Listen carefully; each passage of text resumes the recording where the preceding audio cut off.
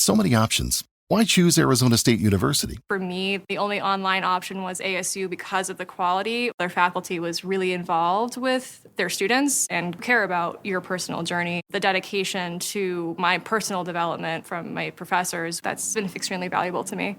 Earn your degree from the nation's most innovative university. Online. That's a degree better. Explore more than 350 plus undergraduate, graduate, and certificate programs at asuonline.asu.edu. Hey everyone, and welcome back. We're about to dive deep, into some pretty amazing celestial events that are happening in December 2024.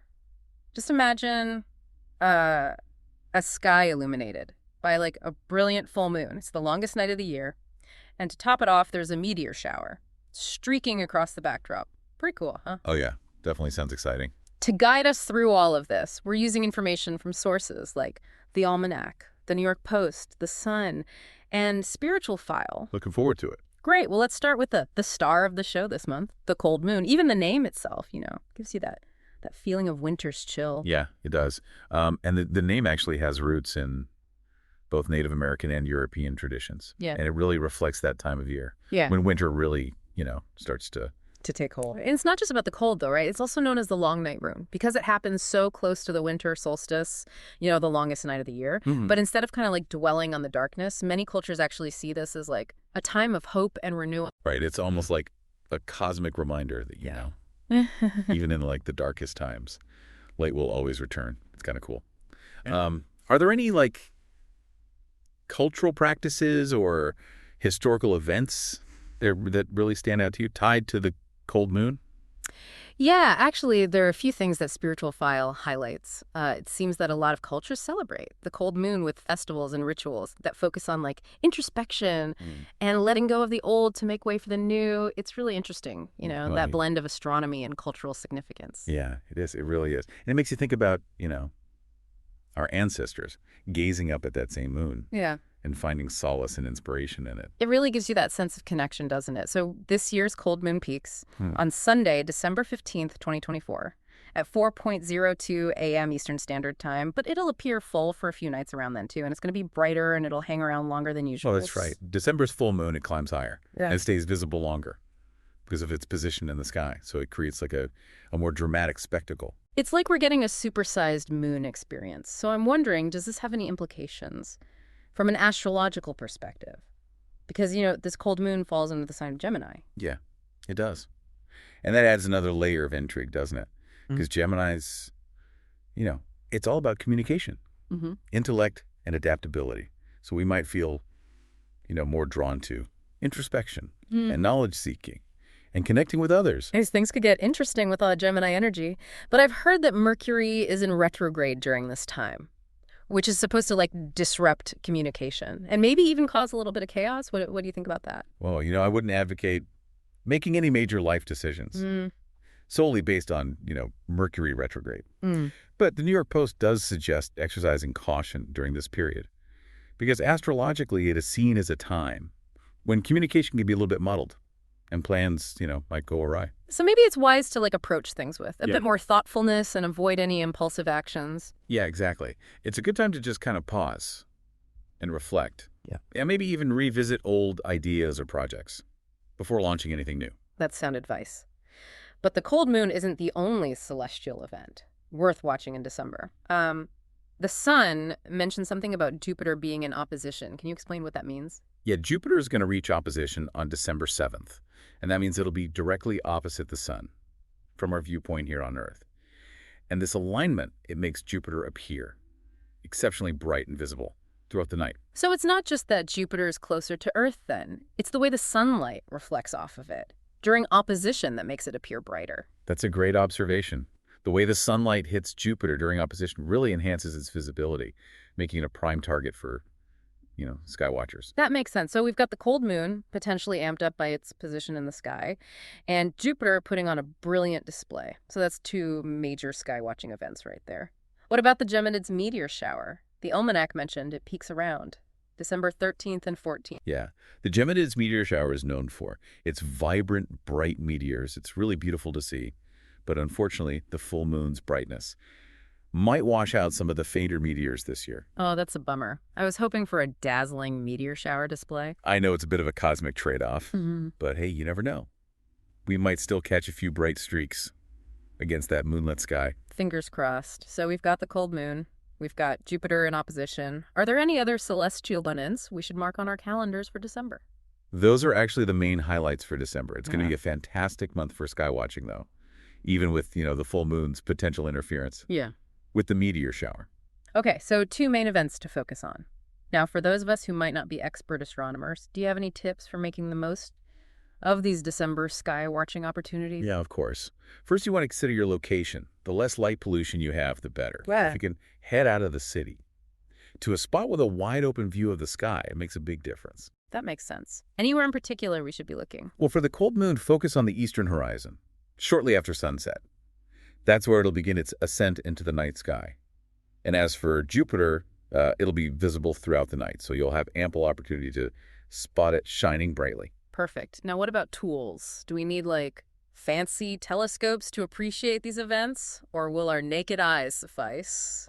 Both the cold moon and Jupiter will be visible to the naked eye. But if you want to get a closer look at the moon's craters, or Jupiter's moons, binoculars or a telescope would definitely enhance the experience. Good to know. So we've got our location, we've got our viewing times, and some optional tools for a closer look. Anything else we should keep in mind? Yeah. December nights can get pretty chilly, so make sure you dress warmly, layers, hats, gloves, warm socks, the whole works. Good point. No one wants to cut their stargazing adventure short because they're freezing. Exactly. And always check the local weather forecast before you head out. Clear skies are essential for optimal viewing. Safety first, stargazing second. I think we've covered all the essential practical tips for observing these celestial events. But now I'm kind of intrigued by something you mentioned earlier, the cultural and spiritual significance associated with this time of year, especially with the cold moon coinciding with the winter solstice. Yeah. Are you ready to dive a bit deeper into that? Absolutely. Ready when you are. All right, let's shift our focus from the practical to the symbolic and learn a bit more about how different cultures viewed and celebrated this special time of year. It's amazing to think that for centuries, people have been looking up at the same cold moon. Yeah. And imbuing it with, their own interpretations and traditions. It makes you wonder how these celestial events shaped their understanding of the world. Yeah. It's a captivating thought. Imagine a time before, electric lights, when the night sky was a dominant presence. The cycles of the moon and stars would held, immense significance for them, shaping their daily lives and their cultural practices. I can only imagine. What specific examples come to mind when you think about how the cold moon and the winter solstice were viewed by different cultures? Well, Spiritual File mentions that. For many indigenous cultures in the Northern Hemisphere, the winter solstice marked a turning point, a time of rebirth and renewal. And the cold moon occurring near this pivotal point often symbolized hope amidst the darkness. Oh, that's really interesting. It resonates with the idea we discussed earlier, that light always returns, even after the longest night. Exactly. It's a powerful metaphor found in many cultures. For example, some ancient European traditions celebrated the solstice with Yule festivals, symbolizing the return of the sun and the promise of spring. Oh, wow. They would light bonfires, feast, and engage in rituals to ward off evil spirits and ensure a bountiful harvest in the coming year. That's fascinating. I never knew the Yule log tradition had such deep roots. In celebrating the return of light? It's incredible how these traditions connect us to the past, isn't it? Even today, many people celebrate the solstice and the cold moon with their own rituals, seeking introspection and setting intentions for the new year. It's like a reminder that despite all of our, technological advancements, we're still part of these ancient cycles, connected to the rhythms of nature. Absolutely.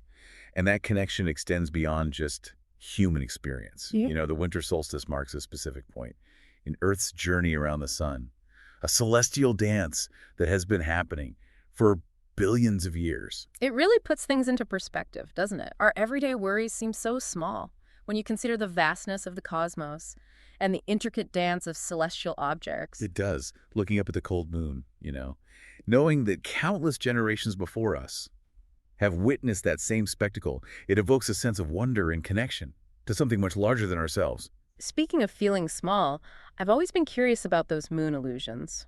We sometimes experience, how the moon appears enormous, when it's near the horizon, but then it seems to shrink as it climbs higher in the sky. Ah, the famous moon illusion. It's a classic example of how our perception can be tricked.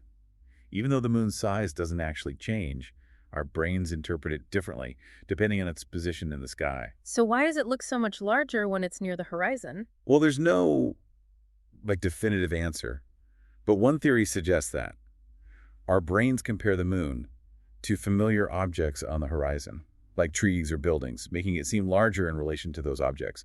But when it's high in the sky, with no reference points, it appears smaller.